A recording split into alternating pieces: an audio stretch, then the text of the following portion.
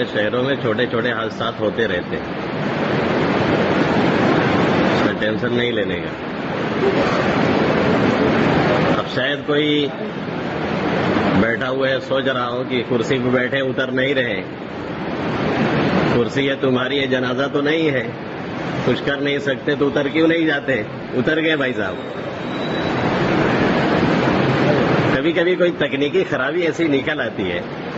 اب ساری چیزیں چل رہی ہیں، جس کو چلنا ہے وہی بند ہے۔ اب یہ بھی حادثہ ہو گیا کہ ایک صاحب کا انتقال ہو گیا، روح بیچارے کی پرواز کر گئی، ڈاکٹر صاحب بلا کے آئے،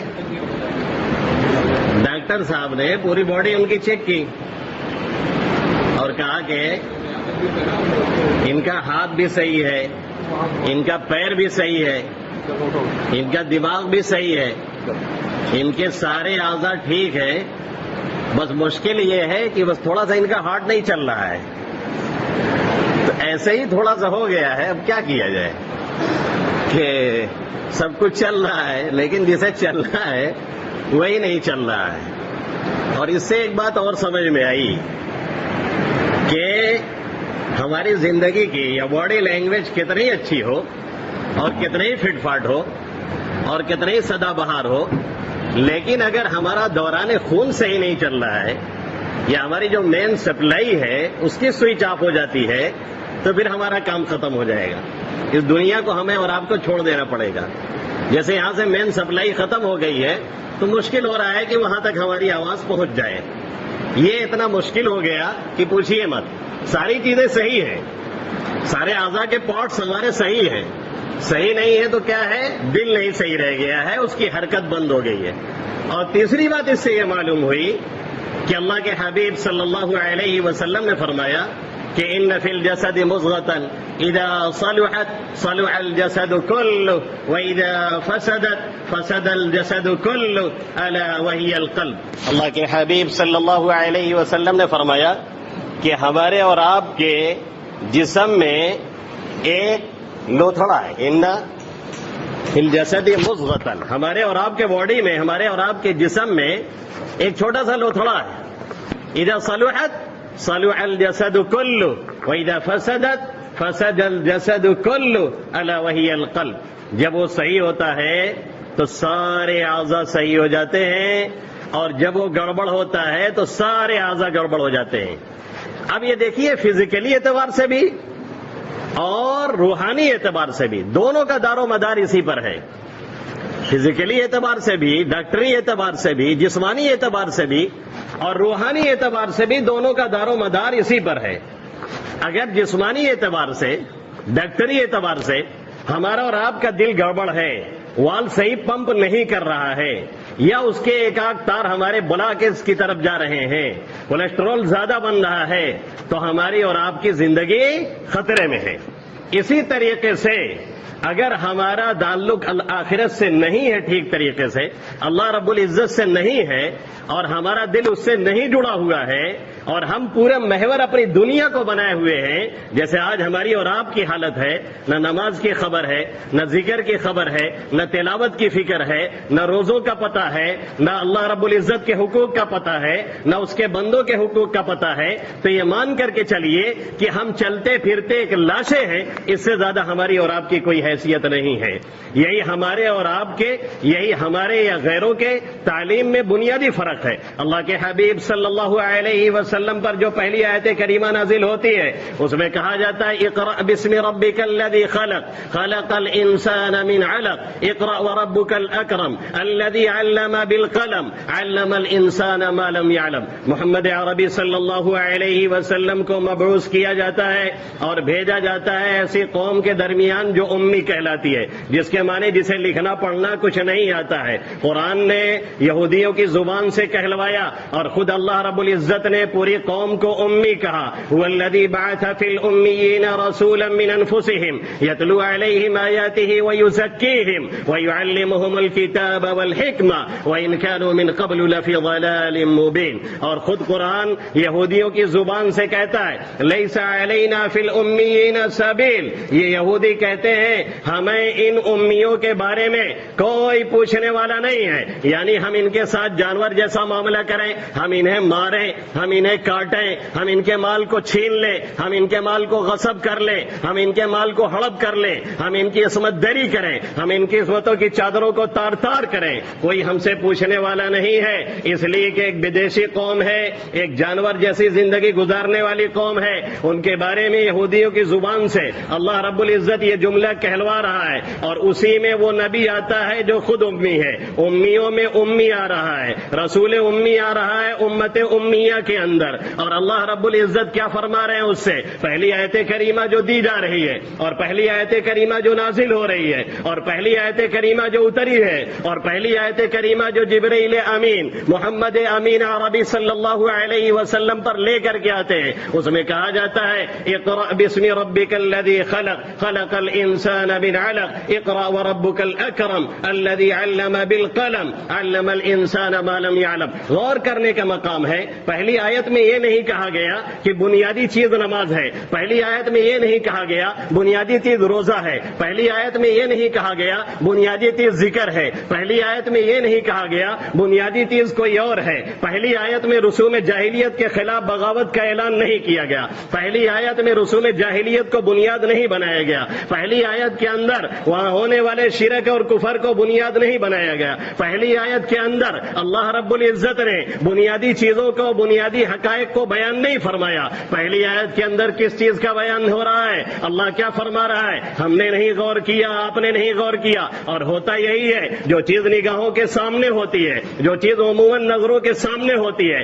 یا جو چیز زیادہ دکھائی دیتی ہے، اس چیز کے بارے میں زیادہ غور فکر کی ضرورت انسان محسوس نہیں کرتا ہے. پہلی آیت میں کیا کہا گیا؟ اقرا، پڑھیے اور پڑھنے کا کام کیجیے، جس سے یہ بتلایا گیا کہ اس امی قوم کے اندر ایک نبی امی آ رہا ہے جس کا کام یہ ہے کہ وہ انسان کو پڑھنا اور لکھنا سکھائے گا. پورے مکہ کے اندر آپ تلاش کرتے تو شاید 2-4 گھروں میں ڈھونڈنے سے قلم ملتا، کوئی پڑھنے والا نہیں، کوئی لکھنے والا نہیں. اس میں رسول امی کو امت امیہ کے اندر اللہ کے حبیب صلی اللہ علیہ وسلم کو اللہ رب العزت مبعوث فرما رہا ہے، اور فرمانے کے ساتھ یہ کہتا ہے کہ آپ جائیے ان میں علم کا دریا بہائیے. آپ کی بعثت کا مقصد کیا ہے؟ انہیں پڑھنا اور لکھنا سکھائیے. آپ کی بعثت کا مقصد کیا ہے؟ ان میں علم کو رواج دیجیے. آپ کی بعثت کا مقصد کیا ہے؟ ان کی جہالت کی تاریکیوں کو دور کیجیے. آپ کی بعثت کا مقصد کیا ہے؟ ان کی اخلاقی پستی کو دور کیجیے. اللہ کے حبیب صلی اللہ علیہ وسلم فرماتے ہیں انما بعثت معلما، مجھے معلم بنا کر کے بھیجا گیا ہے. میں اس لیے بھیجا گیا ہوں تاکہ میں لوگوں کو تعلیم دوں. میں اس لیے بھیجا گیا ہوں تاکہ لوگوں کو علم کے زیور سے آراستہ کروں. میں اس لیے بھیجا گیا ہوں تاکہ لوگوں کو یہ بتلاؤں کہ اللہ کون ہے، میں کون ہوں، محمد کون ہے، اس کا پیغام کیا ہے، وہ دنیا میں کیا کرنے کے لیے اور کیا بتلانے کے لیے آیا ہے. اس مقصد کے لیے محمد عربی صلی اللہ علیہ وسلم کی بعثت ہوتی ہے. اور آگے کہا جاتا ہے علم بالقلم، قلم کے ذریعہ سے اس نے انسانوں کو سکھلایا. امت محمدیہ کے اندر، امت امیہ کے اندر رسول امی کو بھیجا گیا، بلد امیین میں بھیجا گیا، شہر امیین میں بھیجا گیا، ملک امیین میں بھیجا گیا محمد عربی صلی اللہ علیہ وسلم کو. اور کہا گیا علم بالقلم، وہ اللہ قلم کے ذریعے سے سکھلایا گیا. اس نقطے کی طرف بھی ہماری اور آپ کی پہنچ نہیں ہوئی، اور ہم نے یہ کہنا شروع کر دیا کہ ہم امی قوم ہیں.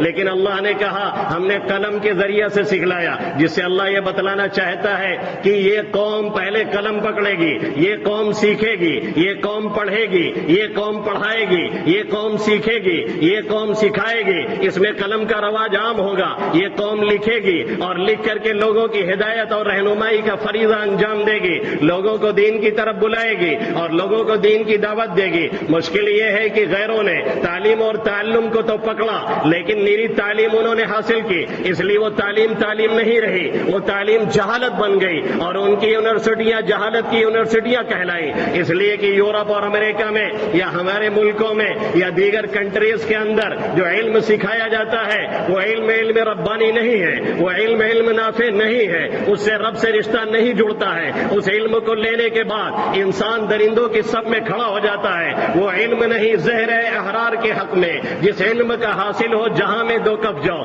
جس علم کا مقصد ہی یہی ہے پیٹ کی پوجا ہو جائے، جس علم کا مقصد ہی یہی ہے شرمگاہ کی پوجا ہو جائے، جس علم کا مقصد ہی یہی ہے انسان درندوں کی طرح سے زندگی گزار لے، اپنا کھا لے اور کما لے، اس سے آگے کوئی مقصد نہیں ہے. اس علم کا نتیجہ بڑا بھیانک نکل رہا ہے. پورے آپ دیکھ لیجئے اور پورے انگریزوں کے ملکوں کے اندر، یورپین کنٹریز کے اندر، امریکہ اور یورپ کے اندر جھانک کر کے دیکھیے، ان کی پریشانیوں کا یہ عالم ہے کہ روزانہ ہزاروں خودکشیاں ہوتی ہیں، سب سے زیادہ خواب آور گولیاں کھائی جاتی ہیں، یوگا اور چرس کے دامن میں پناہ لیا جاتا ہے، پھر بھی سکون کسی کو نہیں ملتا ہے. نتیجہ یہ نکلتا ہے کہ وہ لوگ خودکشی کرتے ہیں اور خودکشی کر کے سمجھتے ہیں کہ ہمیں سکون اور عافیت مل گیا، لیکن اس سے انہیں سکون ملنے والا نہیں. کیوں؟ اس لیے کہ انہوں نے صرف علم کو حاصل کیا ہے، اور اس علم کے ساتھ وہ اسم الہی جو لگنا چاہیے، وہ علم ربانی جو ہونا چاہیے، وہ اللہ کی معرفت جو ہونی چاہیے،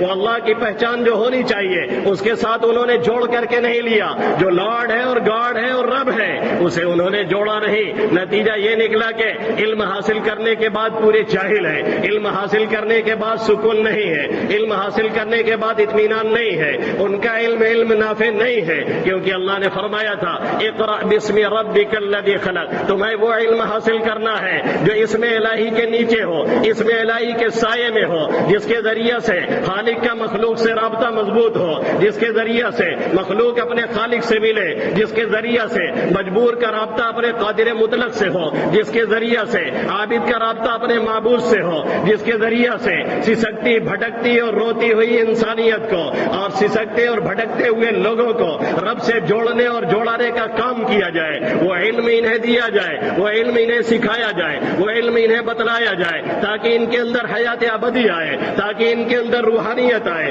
تاکہ یہ اپنے رب کو پہچانے، تاکہ یہ جب دنیا سے مار کھائیں، تاکہ یہ جب پریشان ہو، تاکہ جب انہیں کاروبار میں دھوکہ ہو، تاکہ جب انہیں کاروبار میں پریشانی آئے، تاکہ جب یہ پریشانیوں سے جوجھ رہے ہو اور کوئی سہارا نہ مل رہا ہو تو پہنچے اپنے رب کے دربار میں اور اس کے سامنے سجدہ ریز ہو جائے، ان کا سارا غم غلط ہو جائے، ان کی ساری پریشانیاں دور ہو جائیں. وہ علم انہیں نہیں حاصل ہوا، وہ علم ہمیں اور آپ کو دیا جاتا ہے. اقرأ باسم ربک الذی خلق. پڑھیے، لیکن پڑھنے کے ساتھ ساتھ سب سے پہلا کام یہ ہے اس میں رب کا نام آئے، اس میں رب کے احکام آئے، اس میں اللہ کا نام آئے، اس میں یہ بتایا جائے لا الہ الا اللہ محمد الرسول اللہ، اس میں یہ بتایا جائے محمد عربی صلی اللہ علیہ وسلم کون ہے، اس میں یہ بتایا جائے ان کے حقوق کیا ہیں، اس میں یہ بتایا جائے ان کی لائی ہوئی شریعت کیا ہے، اس میں یہ بتایا جائے والدین کون ہیں، ان کے حقوق کیا بنتے ہیں، اس میں یہ بتایا جائے معاشرے میں رہنا کیا ہے، اس میں یہ بتایا جائے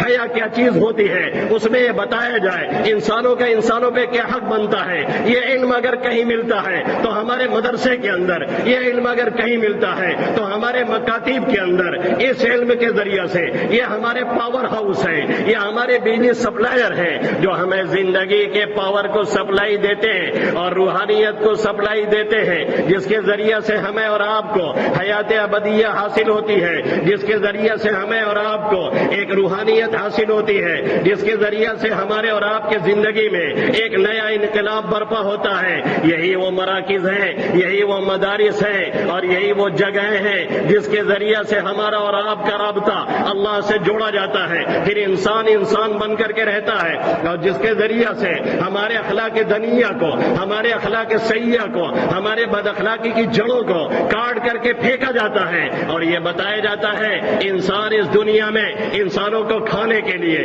انسانوں کو ختم کرنے کے لیے، انسانوں کو لوٹنے کے لیے، انسانوں کا مال ہڑپ کرنے کے لیے، دھوکہ دینے کے لیے، غصب کرنے کے لیے، جبر کرنے کے لیے، تشدد کرنے کے لیے، ظلم کرنے کے لیے نہیں آیا ہے، بلکہ اس لیے آیا ہے کہ انسان انسان بن کر کے رہے. جس روز اس نقطے کو غیروں نے پہچان لیا اور جان لیا، اور جس روز اس نقطے کو ہمارے برادران وطن نے سمجھ لیا اور جان لیا، اس روز مدرسے کا سروے نہیں ہوگا، بلکہ لوگ کہیں گے کہ مدرسہ اب آباد کیجیے، بلکہ لوگ کہیں گے مدرسہ اور بنائیے، بلکہ لوگ کہیں گے مدرسے اور قائم کیجیے، بلکہ لوگ کہیں گے مکاتب اور قائم کیجیے. ہے تاکہ اس کے ذریعہ سے انسانوں کو انسان بنایا جا سکے، تاکہ اس کے ذریعہ سے ایک اچھے انسان کو معاشرے میں لایا جا سکے، تاکہ اس کے ذریعہ سے ملک و ملت کی خدمت کو انجام دینے والوں کو لایا جا سکے۔ اسی لیے آج جب دنیا پریشان ہوئی OIC کے اجلاس میں ورلڈ آرگنائزیشن سینٹر جو دنیا کا سب سے بڑا ادارہ ہے اور سود کے نظام سے دنیا پریشان ہو گئی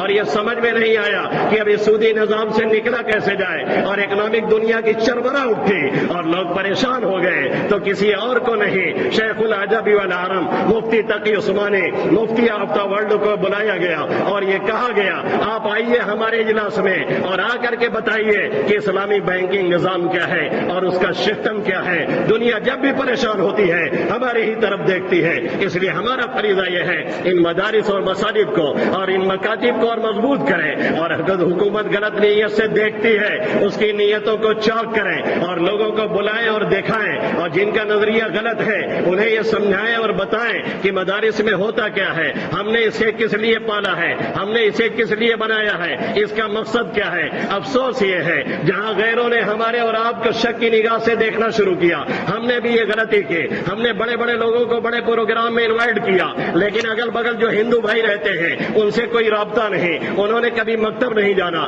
انہوں نے کبھی مدرسہ نہیں جانا، انہوں نے مدرسے کے نظام کو نہیں جانا، نتیجہ یہ نکلا ایک کھائی پیدا ہو گئی جسے پاٹنے کی ضرورت ہے۔ اور جو بیجا اعتراض کرتے ہیں ان کے بارے میں ایک شعر کہہ کے بات ختم کر سکتا ہوں کہ ایک شاعر نے کہا ہے مدارس پہ جو لوگ اعتراض کرتے ہیں ان کے بارے میں شاعر کہتا ہے مدارس کیا ہے یہ ان کو بتانے کی ضرورت ہے، مدارس کیا ہے یہ ان کو بتانے کی ضرورت ہے، مدارس میں انہیں لا کر پڑھانے کی ضرورت ہے، اور مدارس میں لگے تالے یہاں جو لوگ کہتے ہیں زباں پہ ان کی اب تالا لگانے کی ضرورت ہے۔ اس لیے ضرورت اس بات کی ہے کہ ہم خود اسے پہچانیں اور یہ دنیا کو یہ بھی بتا دے ایک آخری نقطہ 1 منٹ کے اندر کہ مدارس کسی چہار دیواری کا نام نہیں، مکاتب کسی عمارت کا نام نہیں، مدارس کسی بلڈنگ کا نام نہیں، مدارس ہمارے خون و پے میں سرایت کیے ہوئے ہیں، مدارس ہمارے رگوں میں خون کی طرح دوڑتے ہیں، مدارس ہمارے دلوں کی دھڑکن ہے۔ جب ہماری پیدائش ہوتی ہے اور قبر میں جانے تک اگر کوئی آتا ہے اور کسی کا نام ہم سنتے ہیں تو فلاں مولانا صاحب آئے ہیں اذان دینے کے لیے، فلاں مولانا صاحب فلاں مدرسے سے آئے ہیں نکاح پڑھانے کے لیے، فلاں مولانا صاحب فلاں مدرسے سے آئے ہیں کس لیے جنازہ پڑھانے کے لیے، فلاں مولانا صاحب فلاں مدرسے سے آئے ہیں کس لیے ہمارے گھر کے افتتاح کے لیے، دعا کرانے کے لیے، دکان کی افتتاح کے لیے۔ مدرسہ کسی دیوار کا نام نہیں ہے، اس لیے حکومت بھول جائے اگر کوئی بلڈنگ ہٹا دی جائے گی تو مدرسہ ختم ہو جائے گا۔ ہم سروں پہ کتابیں لے کر کے اور ٹہل کر کے انشاءاللہ تعالی اس علم کو عام کرتے رہیں گے۔ اللہ ہمارے مدارس اور مکاتب اور مساجد کی اور ہم سب کی حفاظت فرمائے، آمین یا رب العالمین۔ وما علینا الا البلاغ المبین۔